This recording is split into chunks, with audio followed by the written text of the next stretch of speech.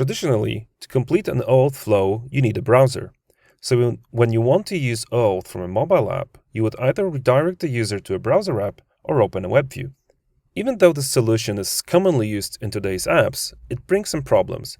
For example, you have to deal with HTML in the authentication process, which means a separate user interface has to be created only to serve the authentication.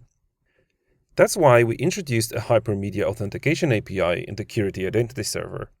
The API allows you to complete an OAuth flow directly from the mobile app without the need of any intermediary, but still maintaining the same high level of security as with the browser.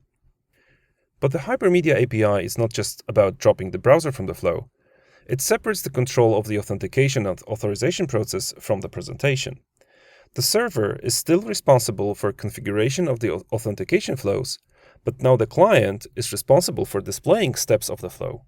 This gives more control over the interface, as native components can be used instead of HTML. The same separation also improves the developer experience of your teams, as now views for your app are all developed in one place. They don't have to be implemented as HTML and CSS at the server side. Let's have a look at a quick demo.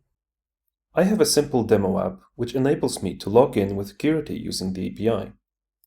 When I click this Start Authentication button, the SDK first gets an attestation token from the server. Only attested and pre-registered applications can communicate with the API. The app follows instructions from the API, and after a while, it shows a list of authentication methods available to the given client. I'll choose Duo, a service which provides secure two-factor authentication options. I get another response from the API, this time a simple form. When I fill in the username, I'm presented with a list of my devices registered with Duo. And when I choose a device, I see its authentication options. I will choose Push, which sends a notification to my chosen device. On my other phone, I can now approve or deny the authentication request. A while after approving the request, I get an authorization code, which can be exchanged for an access token. The authentication is complete. I've passed a complete OAuth authorization flow without the need of opening a browser or a web view. All the steps were rendered inside the app itself, using native components of the user interface. Let's see what happens if I change the authentication settings for this client. Let's say I will now only allow my users to authenticate with their username and password.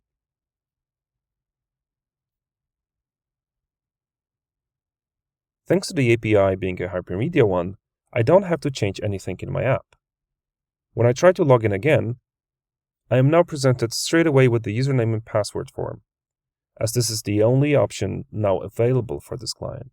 You can see how the server still controls the authentication flow, and the client is responsible for the interface.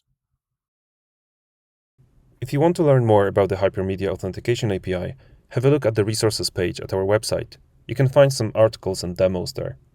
You can also find the documentation for the Android SDK in the Curity Identity Server docs.